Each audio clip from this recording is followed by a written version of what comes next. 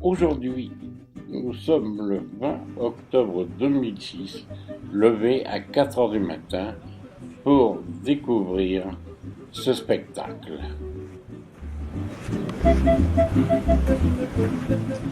Un spectacle relativement court car il commence au début du lever du soleil jusqu'à une certaine hauteur. Nous sommes à El Tacio avec 80 geysers devant nos yeux. Il bouscule la couche terrestre pour sortir en vapeur et certains geysers s'élèvent jusqu'à 6 mètres de haut.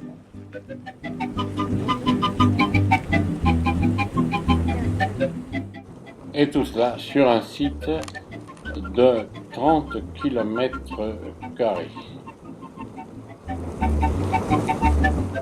Ne vous approchez pas trop près, car vous avez le risque d'être brûlé à la sortie de la vapeur.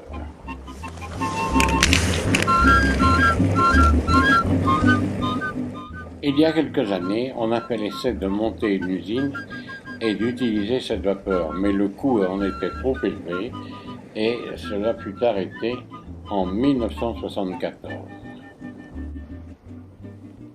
Un spectacle permanent qui se joue entre la vapeur et le lever du soleil, mais qui va s'atténuer dans peu de temps avec le soleil qui sera à une certaine hauteur.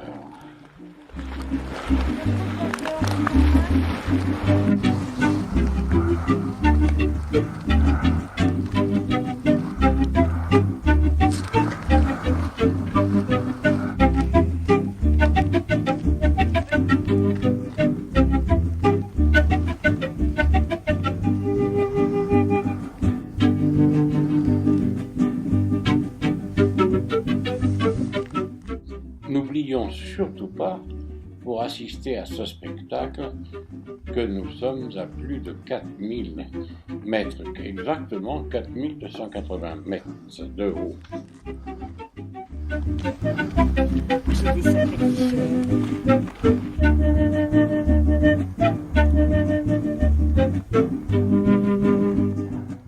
En vérité, Tacio signifie grand frère. Ce sont des eaux qui, depuis des millions d'années, attendent.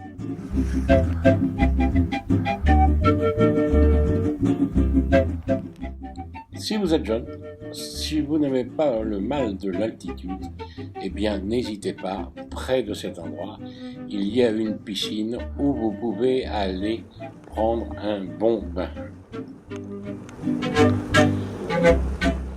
Mais avant, profitez des instants qui vous sont offerts de voir se vider cette vapeur qui sort du centre de la Terre et vous donne des effets extraordinaires.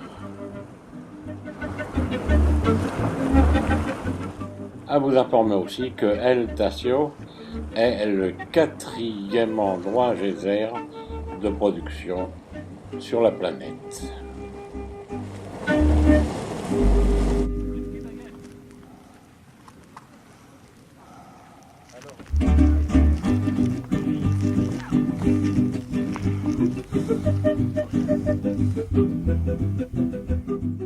Impressionnant sur place et de voir et de revoir, on a la même sensation. Quelque chose de bizarre. Ici, les Vizcachas, lapins kangourous, uniques dans la région.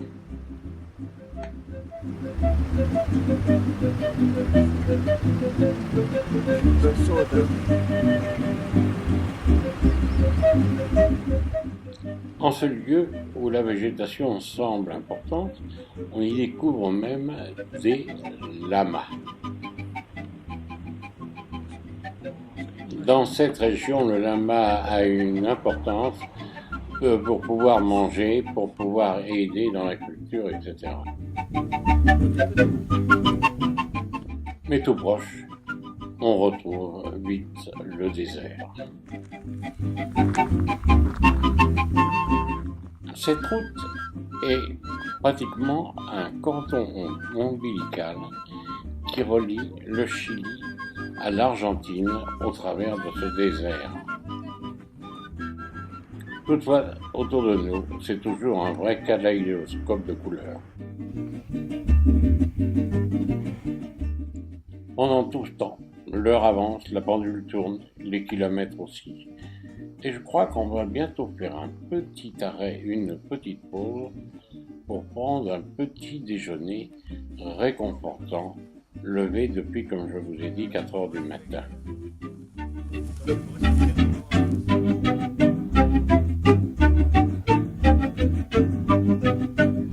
Nous sommes à la hauteur du tropique du Capricorne et à 4150 mètres. Maintenant, nous sommes au salaire de Calentes à 4300 mètres d'altitude. C'est se situe près de l'Argentine, à la limite du désert oriental de la région d'Atacama.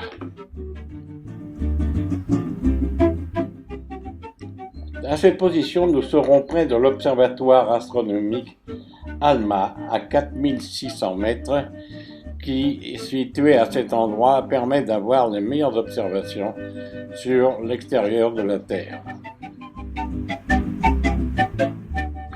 Voici un lac qui reçoit des quantités énormes d'eau lors de la fonte des neiges, suivant les années. Et ensuite, il s'abaisse de niveau et il ressort beaucoup de sel du fond de ce lac. C'est vous qui avez la 8e merveille du monde, vous savez.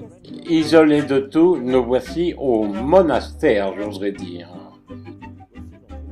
Présents à cet endroit, ces statues de pierre, non formées par l'homme, existent et contemplent les siècles des siècles et nous contemplent à chaque visite. À un certain endroit, il y a aussi ce que l'on va appeler la cathédrale de Tara.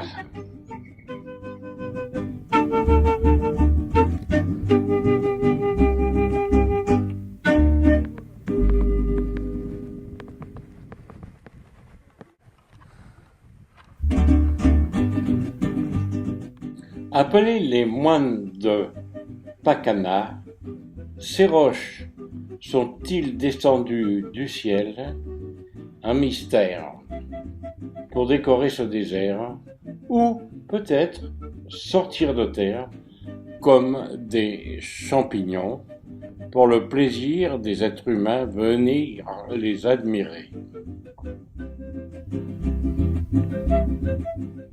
Quoi qu'il en soit, c'est pratiquement un don du ciel.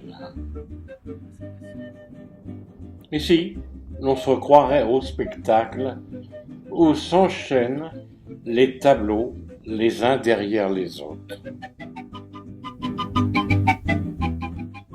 Comment ces bêtes, ces animaux, arrivent-ils à se nourrir?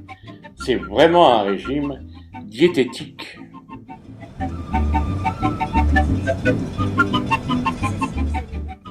Appelé désert, mais est-ce vraiment le désert?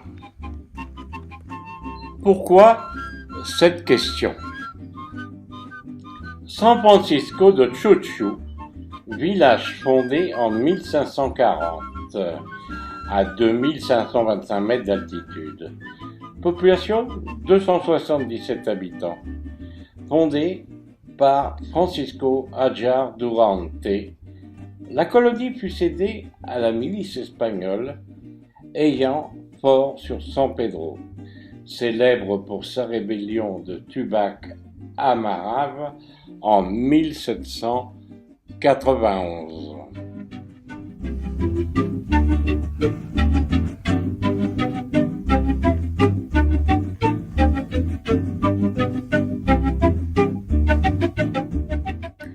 Nous faisons une visite au milieu de ces ruines et dans notre tête, nous essayons d'imaginer ce qu'était la vie à cette époque. L'on peut dire quand même une chose, que ces gens-là avaient des bons architectes et imaginaient beaucoup dans l'endroit où ils se trouvaient.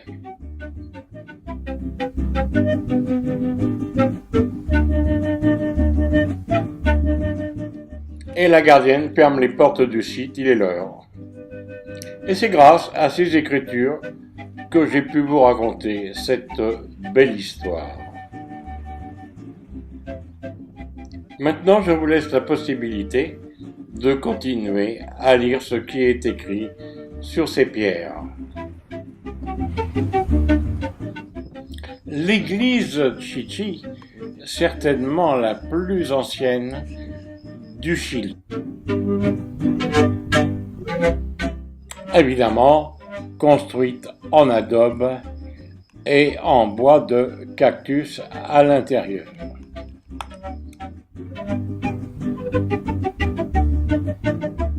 Autour de l'église, quelques tombes marquant les personnes qui ont marqué l'endroit, évidemment. Un certain éclat, puisque tous les murs sont peints en blanc à la chaux en extérieur.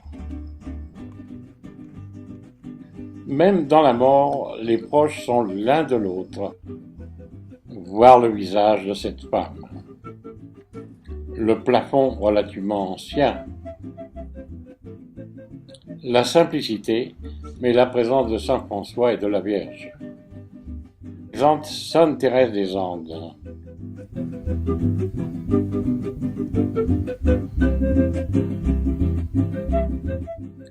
Patiente, que peut-il se passer dans la tête de cette femme avec plus ou moins un sourire marqué par l'atmosphère? Ici, c'est une porte qui est uniquement retenue par des liens. Il n'y a aucun cloutage, aucune cheville. Près de l'église, évidemment, la place du village.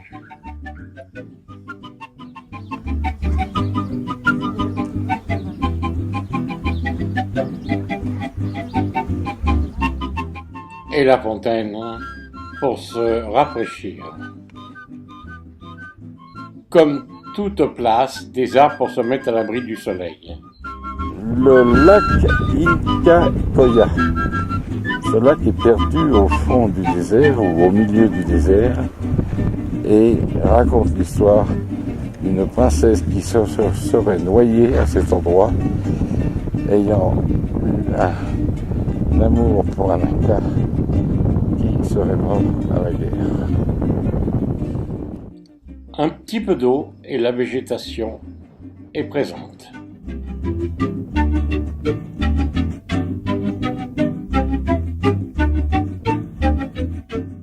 Un peu plus loin, nous découvrons un petit village où c'est l'heure de rentrer les brebis, les moutons, peut-être pour les traire.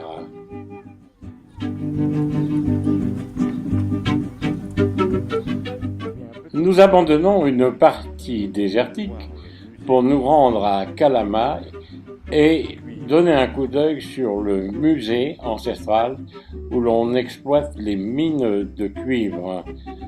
La ville de Calama est peu importante, ne serait-ce que son aéroport, mais ses antiquités de la recherche des mines de cuivre, qui sont d'ailleurs en partie en exploitation, et nous pourrons constater quelques engins incroyables et extraordinaires pour travailler dans ces mines.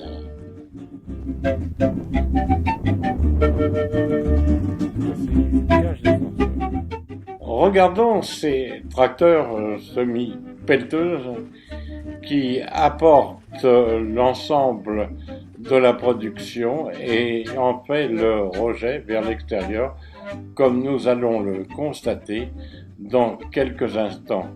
L'importance des roues utilisées compte tenu de l'importance de la charge faite sur ces tracteurs.